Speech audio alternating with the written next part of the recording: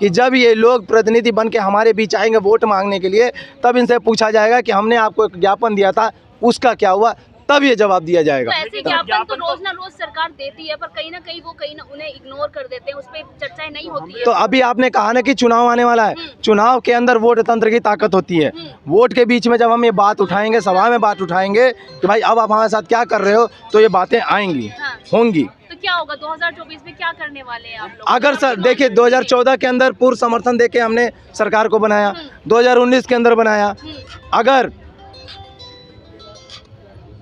अगर क्या कहते हैं इसके अंदर 2024 में अगर सरकार हमारी मांगों को नहीं मानेगी तो उसके ऊपर निर्णय लिया जाएगा फेडरेशन द्वारा। वोट की चोट होगी, शुरू से वही ताकत है। आज की डेट में वोट की ही तो बात है ना, वोट ही आपका ताकत है जी। आप देखे नहीं, हिमाचल देखिए, कर्नाटक देखिए, हिमाचल में भी अग्निवीर की ही आग में जल गई भाजपा, कर्नाटक में अग्निवीर की आग में जल गई और आगे जलेगी, क्योंकि अब इनको घमंड हो गया। और घमंड तो आप भी तो सर खुल के नहीं बोल पाते ना। कौन बोला हम खुल के नहीं बोलते हैं? देखिए आज तक सैनिक कभी आंदोलन पे बैठे नहीं थे। ये भारत के इतिहास में पहली बार हुआ है कि 20 फरवरी से जवान और जेसीओ दिल्ली के जंतर मंतर पे धरना पर बैठे हैं, वो भी वाजिब मांग के लिए, जो बिल्कुल नीतिगत मांग है उसके लिए बैठे हैं। अच्छा, एक मैं क्वेश्चन करना चाहूंगी, पहलवान जो हमारे ओलंपिक मेडलिस्ट हैं, उनकी मांगे नहीं सुनी जा रही, अंतर्राष्ट्रीय स्तर के है, तो क्या लग रहा है आपकी मांगे सुनी जाएंगी? देखिए मांग का प्रकार होता है और सरकार की मजबूरी होती है। सरकार वोट बैंक के आगे झुकती है। मैं आपको बताता हूं कि हम रिटायर 28 लाख और सर्विंग सोल्जर 15 लाख, 43 लाख परिवार हम लोग अभी हैं। 43 लाख परिवार में आप ये अनुमान लगा के चलें कि अगर 10-10 वोट एक परिवार से अगर 10 वोट डैमेज हुआ तो 5 करोड़ वोट डैमेज हो सकता है। ये तो हमारे पर्सनल हुए, लेकिन जब हम इसको घर घर तक मुहिम बना के पहुंचाएंगे कि केंद्र सरकार जवान और जेसीओज के साथ भारत के सेना के अस्मिता पे चोट किया है, खिलवाड़ किया है, भारतीय सेना को कमज़ोर करने की कोशिश। आप लोगों में ही नहीं बन रही ना, आप लोगों में भी कहीं ना कहीं फूट पड़ रही है, जैसे कि चंदे की मांग कर बोल रहे कि चंदा रखा रहे हैं आप लोग। देखिए एक मिनट, एक बात बता देते हैं, जब माँ बाप का एक बेटा होता है ना तो वहाँ भी कुछ न कुछ विवाद खड़ा हो जाता है। और हमारे पूर्व सैनिक की मुझे लग रहा है कि 600 से ऊपर संस्था है इस देश में, तो डिफरेंट संस्था है और हर आदमी चाहता है कि मैं आगे मुखर होकर के आऊँ। तो उसके मुखरता को अपने दिखाने के लिए दूसरे की बुराई को आगे करना, दूसरे के कुछ कर देना। और ये जो आप जिसकी बात को कर रहे हैं, लोग स्वेच्छा से आके कुछ मदद कर रहे हैं। यहाँ जो अभी आप चाय पी रहे हैं, हम लोग बैठे हैं, ये दरी है, यहाँ माइक लगा रहता है, वो कहाँ से आखिर आता है, वो कौन देगा? तो उसके लिए अगर जो लोग कुछ कंट्रीब्यूशन किए हैं, ये बिल्कुल ट्रांसपेरेंट है। तो ये लड़ाई पहले घर वालों से सुलझाई जाएगी, सरकार से सुलझाई? नहीं, हमारी लड़ाई सामने सरकार से है। घर वालों से ये सब ऐसे ही आते जाते रहेंगे, तो हमारे भाई हैं, ये तो हमारे पार्ट हैं, ये लड़ाई थोड़ी ना है। ये तो किस वजह से आ रहा है? वही सैनिक हैं जिनके बीच मोदी जी जाकर फोटो खिंचाते हैं, तरह तरह के त्योहार बनाते हैं, मिठाई खिलाते हैं। आज आप उन्हीं के क्षेत्र में बैठे हुए, आपकी सुनवाई क्यों नहीं कर रहे? आपसे मिलने को तैयार नहीं? यस, आज मोदी जी के ही बात पे हम अडिग होकर के और अंगद के तरह अपना पांव जमा करके यहाँ बैठ गए हैं जंतर मंतर पे।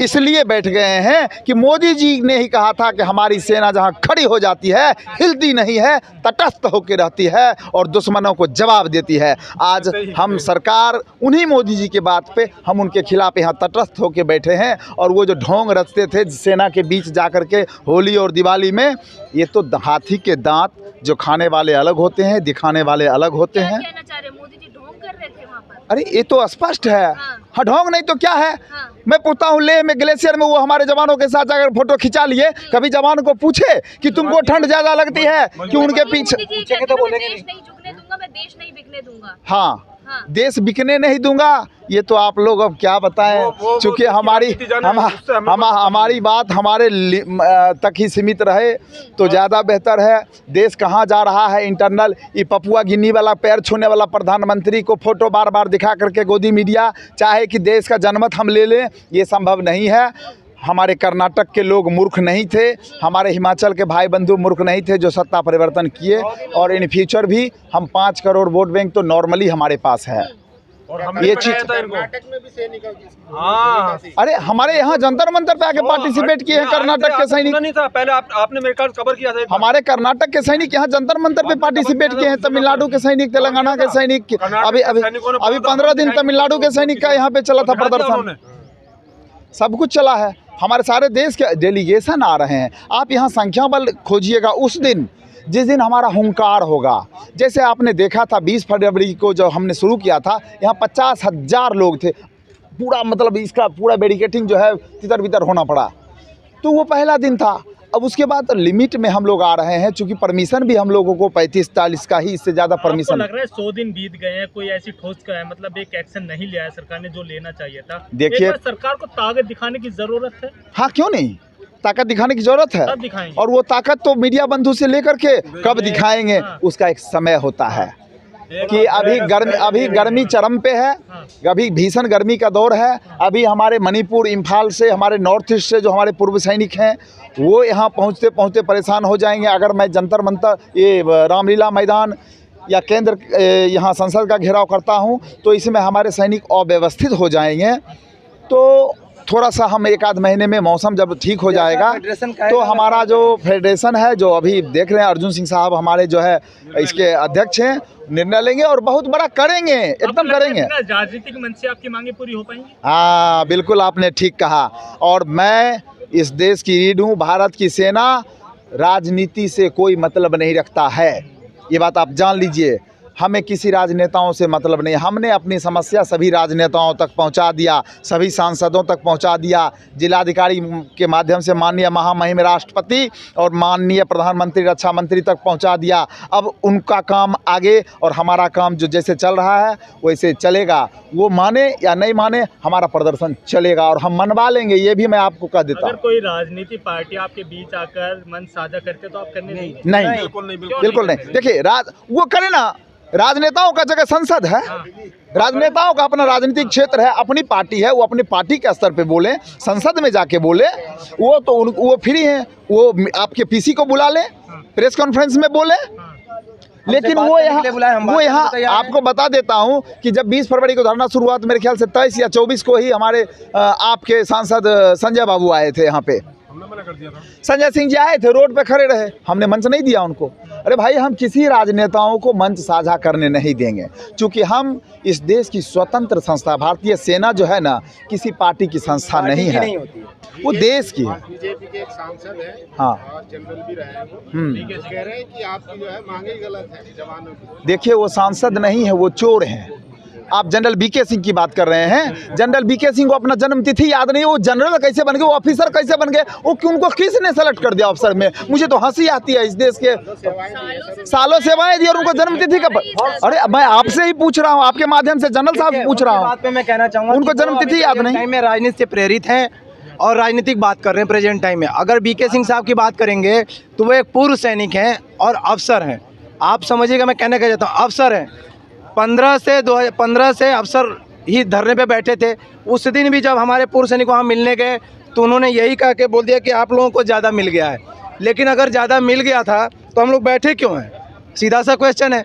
आप उनके बारे में क्या बात करेंगे? जब बीके सिंह आपके ही अधिकारी, आप उनसे ही पर्सन सवाल आप बोल रहे कि वो अधिकारी हैं, आप बोल रहे कि अधिकारी हैं। अधिकारियों के बारे में मैंने पहले ही आपको बता दिया। अगर वो सही हैं, देखिए हमारे जितने भी अधिकारी हैं, चाहे वो नेता हैं, चाहे अभिनेता हैं, चाहे कोई भी हो, वो आके स्टेज पे बात करें ना। अगर वो सही हैं तो हम जंतर मंतर पे हमारे जैसे साहबान बैठे हुए हैं, आके पटल पे बात करें कि हाँ हमने सही किया है। क्यों नहीं आते हैं बात करने के लिए? कोशिश की उनसे बात करने की, वो भी तो कर सकते हैं कोशिश। वो नहीं करे, सांसदों को बता दिया, हमने तो सबको बता दिया, उनको भी दे दिया, उनको भी ज्ञापन दे दिया। क्या कहना है उनका, क्या जवाब आया? अगर वो साफ छवि के होते, क्लियर होते तो आते ना।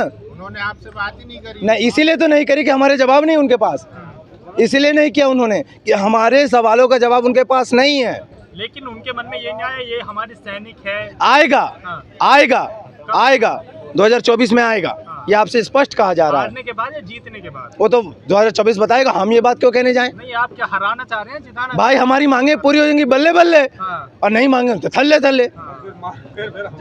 सीधी बात है। 2024 के लिए सस्पेंस बनाया हुआ है आप लोग। बिल्कुल, पूर्व सैनिकों का पूरे भारतवर्ष के अंदर 28 लाख लोगों का ये सस्पेंस है कि अगर मांग नहीं मानी गई तो सस्पेंस तो बरकरार रहेगा। भारत माता के जय।